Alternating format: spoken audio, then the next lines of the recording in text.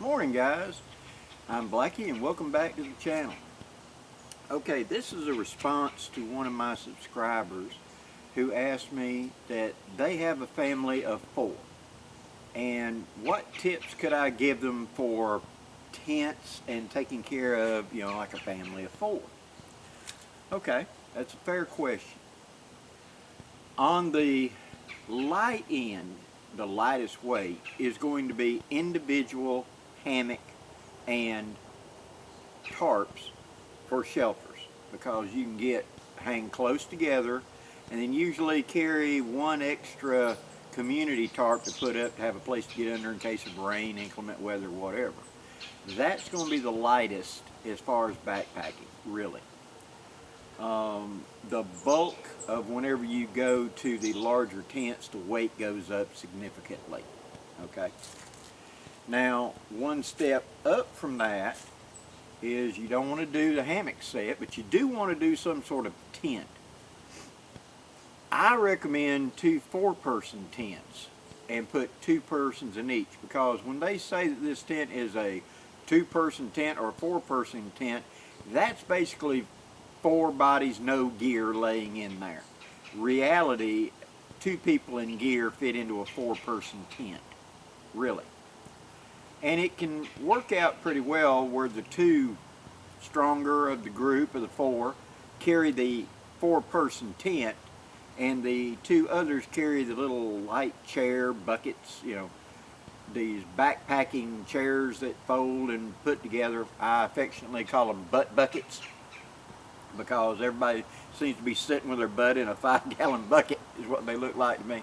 I can't sit in them for very long, but they're very popular today, and so you adjust the load for the community stuff, and so 2 people will carry the tents, the other 2 will carry the extra chair, and the other one will carry the extra tarp. Put the 4-man tents facing, the main doors facing each other, spread out enough that you can put another tarp over the top of them and stake down. Now you have a little compound where you throw a little ground cloth down, and you have a community area between the 2 tents to expand out into for gear or whatever in inclement weather, or even if you're careful and got a real small stove, maybe you can even cook under there. And then you've got the 2 bedrooms, so to speak. That way, if brother and sister are not getting along, they can divide up, one sleep with mom, one sleep with dad, etc. It's just a way to break it up. And if you've had brothers or sisters, you understand that dynamic, so it can happen.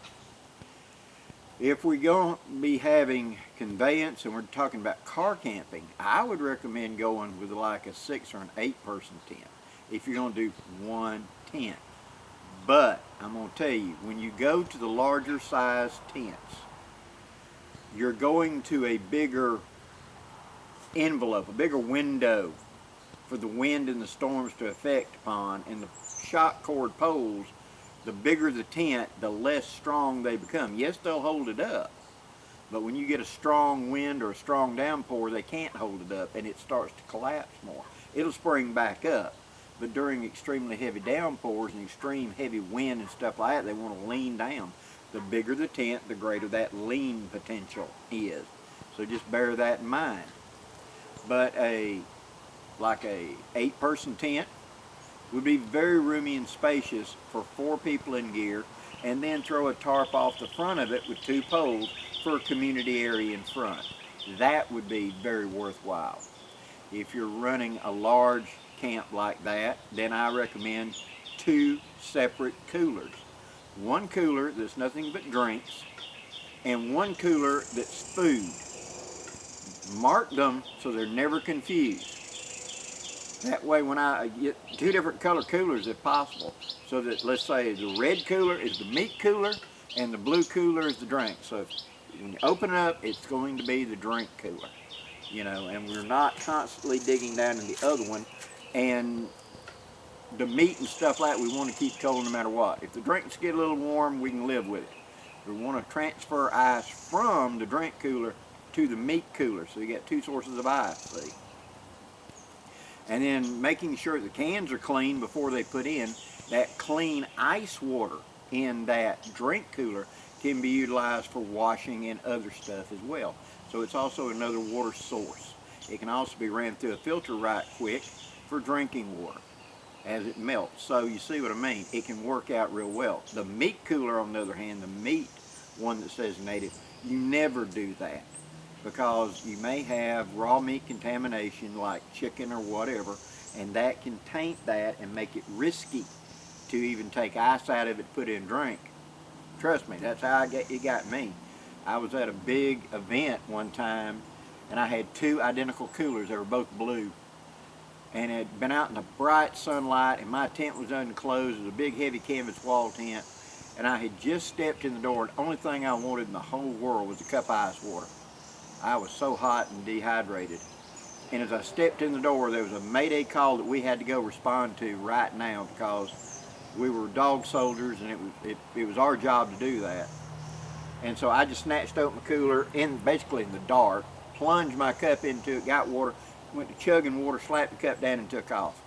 There was raw chicken in that cooler. Yeah, I paid that price. So learn from my experience. Keep them separate. Lanterns. I recommend that everybody has a small personal flashlight.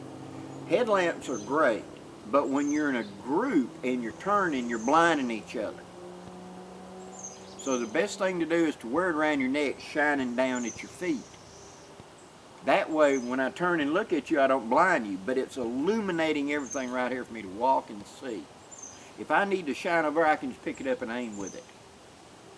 That's a trick that saves a lot of frustration in camp whenever you hear about Tommy's yelling that sister keeps blinding him, you know. And every time you're trying to do something, the kids keep looking at you and blinding you. Hang it around your neck, hang it down. That's another way to do it and make camp more enjoyable. If you've got kids, make sure you've got games, activities, something to occupy their time. If you're planning on electronic games and stuff, make sure you got a battery backup that you can charge all of your electronic devices to keep them up to and out of your hair. Okay? As far as menus and stuff like that for doing a family of 4, plan ahead, cook at home, carry leftovers whenever possible. It just saves time. Immersion heating, I've talked about this several times, is a great thing, because if all 4 of you want something different, you can take a quart freezer bag, buy the good name brand ones like Ziploc or whatever, and I put the leftover chili, let's say, that I want, squeeze the air out of it. My daughter wants the hot dogs that were left over that we brought, put them in there, squeeze the air out. The son wants the leftover soup, you do that. The wife just wants to warm up a sandwich, put it in the bag, zip it up, set them all in one pot, and bring the pot of water to a boil. It'll heat them all up equally. Now you pull the bag out, drip dry, open it up, and eat out of the bag. Very little muss and fuss that way. If you're going to be carrying meats, freeze them. Let's say that this is a 3-day event, and the temperature is not going to be really hot, but I want to cook the steaks on that last night. Marinate them at home, hard freeze them in your freezer, wrap them up in aluminum foil, seal them up in a Ziploc bag so they don't get wet, and keep them on top of the ice inside your cooler. Don't let them get down in the water. If you do, they're going to thaw out faster. Keep them on the ice. And it should slow them down that by that last day they are thawed out and ready to cook, but haven't been thawed out so long. See, you extend that. Now if it's an overnighter, you don't have to freeze them. Simply put them in the refrigerator. When you get ready to leave, pull them out of the refrigerator, put them into the cooler, and head out to your campsite. Cook them that night. You'll be fine. Checklists are your best friend. Sit down with each individual and create a checklist of their gear that they plan to carry. Make sure that the night before everybody runs down the checklist. Also, don't forget to carry Pepto-Bismol, headache, sinus.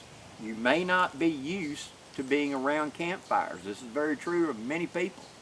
And so carry sinus medication. Usually you want a decongestant is what you're wanting, because people may react to campfire smoke and it gives them a sinus headache. A decongestant is what you want. The nose actually seizes up, so to speak, due to the smoke. The decongestant lets it open up and lets you kind of moisten your sinuses and blow your nose, and it quits the pressure and pain, which is actually it trying to close up. See, learn that from experience. A 4-person set can be a challenge, depending on the age, depending on the abilities, depending on what is the goal here. And I recommend that there is a very clear mission statement at the beginning of every camp out of what do we want to get out of this. So if mom and dad want to see if they can beat their best time doing this certain trail at maximum speed, and daughter over here, she wants to stop and collect flowers for her collection, that's conflict. Find out now before you get out there. Everybody agree to what we're going to do and who's going to do what when, that everybody will get their fair turn. So that if you've only got one inner tube to get out in the lake with and play with, we will assign who gets to play with it first, who gets to do what this first, and always be fair about it, that everybody gets equal opportunity. But be flexible as well. Most of the arguments that I have seen of married couples and children in camping and outdoors comes about because of frustration.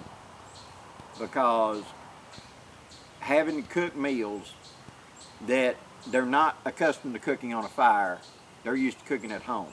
That's the reason you heated it up. Cook it at home and bring leftovers. Just reheat there.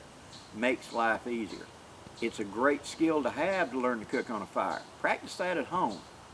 You can get out in the driveway with some charcoal if you don't have none, or a barbecue grill even, and practice cooking on your pots and pans on charcoal, if nothing else, to learn how to cook before you ever go out on one of these family campouts or with a larger group. Likewise, if anybody in the group has any kind of medical conditions, bear that in mind. And also, make sure you've got a ghost rider. A ghost rider is somebody back home that knows your entire itinerary. You will contact them when you leave going. You will contact them when you get there. You will contact them that night when you go to bed. You'll contact them the next morning when you get up.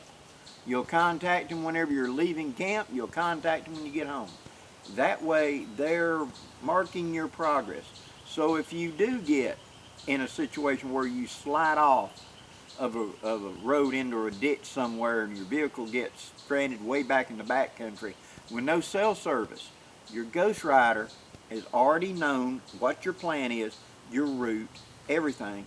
And we agree that if I have not contacted you after 4 hours or 6 hours, my check-in time should be here. And I don't contact you after 4 hours, you try to contact me. If you cannot, call the authorities. That's a ghost rider.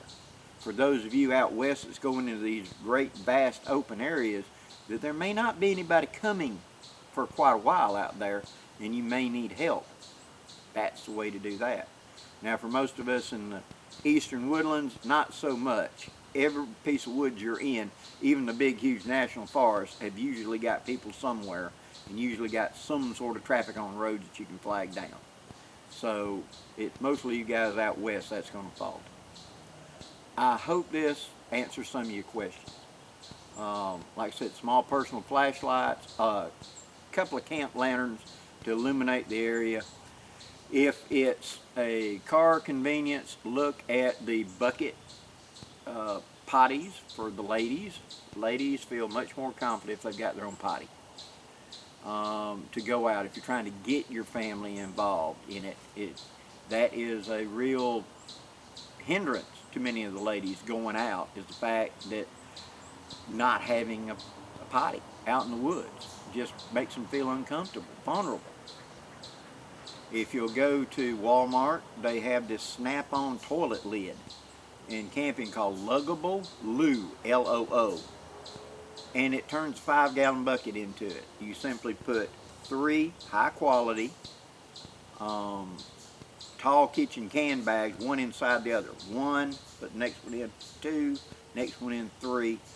Take a coffee can and fill it full of clumping cat litter.